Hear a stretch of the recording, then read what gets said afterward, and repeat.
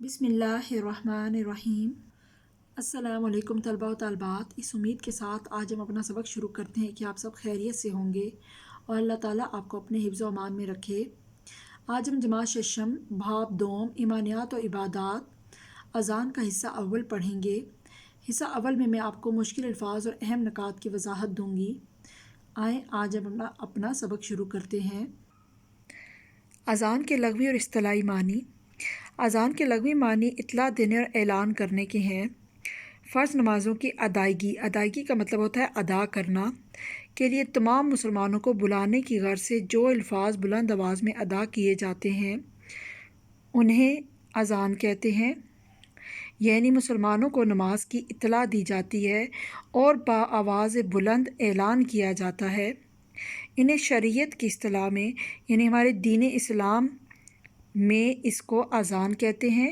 यानी नमाज की तरफ बुलाने के लिए जो अल्फाज इस्तेमाल किए जाते हैं उनको अज़ान कहते हैं और इन अल्फाज को अदा करने वाले को मुअज़्ज़िन कहते हैं। कुरान में नमाज की तरफ बुलाने का हुक्म है। नबी अकरम सल्लल्लाहु अलैहि वसल्लम ने अज़ान के अल्फाज और अज़ान देने के तरीके की तरफ बाकायदा ख़ुद रहनुमाई फरमाई।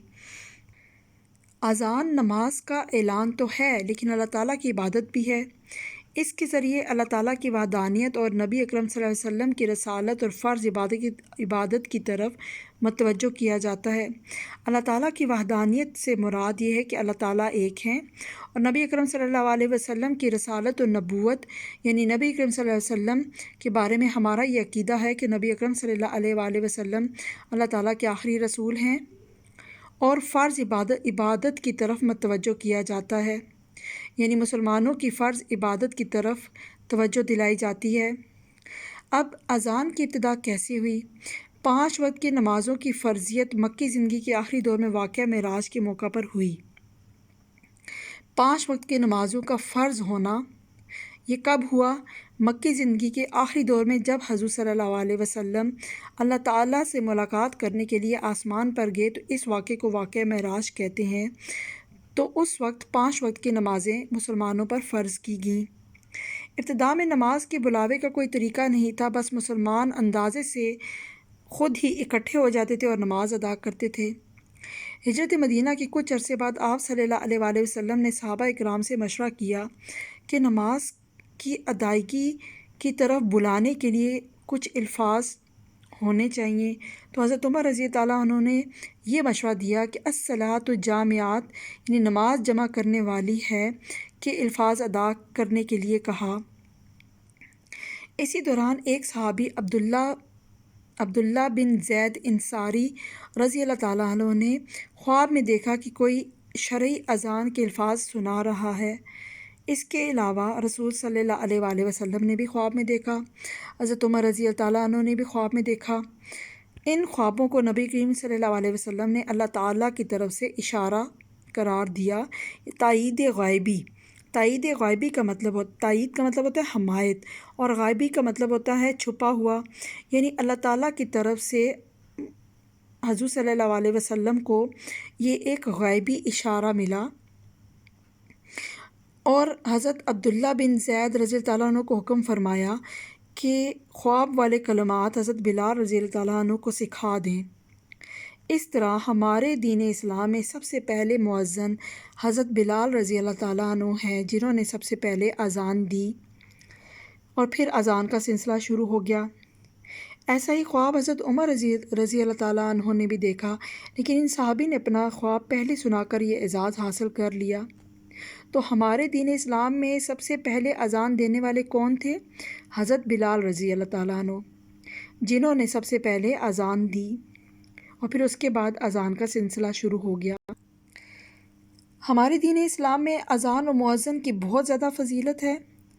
अब यहाँ पर कुछ अहम नकात हैं कि अज़ान में मुअज़्ज़िन जो अल्फाज इस्तेमाल करता है मुसलमानों को नमाज की तरफ बुलाने के लिए, उसकी वजह से अज़ान और मुअज़्ज़िन की फ़जीलत और ज़्यादा बढ़ जाती है। रसूलुल्लाह सल्लल्लाहु अलैहि वसल्लम ने अज़ान और मुअज़्ज़िन की फ़जीलत इन अल्फाज में बयान फरमाई है कि अज़ान के वक्त शैतान पर खौफ और हैबत तारी हो जाती है।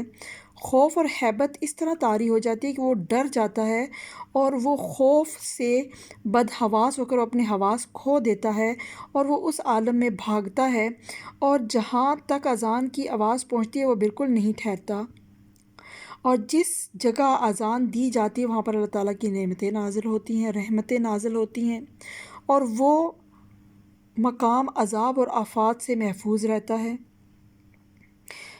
نمبر 3 پر آتا ہے اذان دینے والے کی آواز جہاں تک جاتی ہے، قیامت والے دن ہر چیز اس شخص کے لیے گواہی دے گی۔ مؤذن کی گردن قیامت والے دن سب سے اونچی ہوگی۔ یہ مؤذن کے بلند مرتبے کی پہچان ہے۔ جو آدمی 1 سال تک برابر اذان دے اور محض اجر آخرت کا طالب ہو، اس کے لیے جنت واجب ہو جاتی ہے۔ محض اجر آخرت کا مطلب ہوتا ہے کہ وہ دنیا کے نفع کی طرف اس کو اہمیت نہ دے، بلکہ وہ صرف اس لیے 1 سال تک اذان دیتا رہے کہ اسے اللہ تعالیٰ آخرت میں کامیابی عطا فرمائیں گے، تو اللہ تعالیٰ نے اس شخص کے لیے جنت واجب کر دی، یعنی اللہ تعالیٰ نے اس کو جنت کی خوشخبری سنا دی۔ اذان دینے کا طریقہ اسلامی تعلیمات کے مطابق مؤذن کو 5 وقتہ نمازی ہونا چاہیے اور بہترین کردار کا مالک ہونا چاہیے۔ اس کا جسم اور لباس پاک ہو، باوضو ہو، اونچی اور پاک جگہ پر کھڑا ہو، اپنی شہادت کی انگلیاں کانوں میں ڈالے اور بلند آواز میں اذان دے۔ اذان کی آواز سن کر مسجد کی طرف رخ کرنا در حقیقت فلاح کے راستے پر قدم رکھنا ہے۔ اب فلاح کا مطلب ہوتا ہے کامیابی کا راستہ، سیدھا راستہ اور اچھا راستہ۔ اس راستے پر جانے والا اپنے سب کاموں کو چھوڑ کر ایک ایسی عبادت کی طرف بڑھتا ہے جو اس کے نفس کا تزکیہ کرتی ہیں، یعنی اس کے نفس کو پاک کرتی ہیں، صفائی کرتی ہیں۔ وہ اللہ تعالیٰ کی رضا کے لیے اور خوشنودی حاصل کرنے کے لیے قدم بڑھاتا ہے۔ نتیجے کے طور پر دنیا اور آخرت کی کامرانیاں یعنی کامیابی، نتیجے کے طور پر دنیا اور آخرت کی کامیابی حاصل کرتا ہے۔ اس سے بڑھ کر فلاح اس کے لیے کیا ہوگی، یعنی اس سے بڑھ کر اس کے لیے کامیابی کیا ہوگی کہ اسے دنیا اور آخرت کی کامیابی حاصل ہو جائے۔ تو طلبہ و طالبات، آپ نے اس سبق کو بہت اچھے سے سمجھ لیا ہے۔ اب آپ نے اس سبق کی پڑھائی کرنی ہے اور مشقی سوالات کو حل کرنا ہے۔ سوالات کے جوابات آپ کو حل کروائے جائیں گے، لیکن جو معروضی سوالات ہیں وہ آپ نے اس سبق کی مدد سے خود حل کرنے ہیں۔ فی امان اللہ۔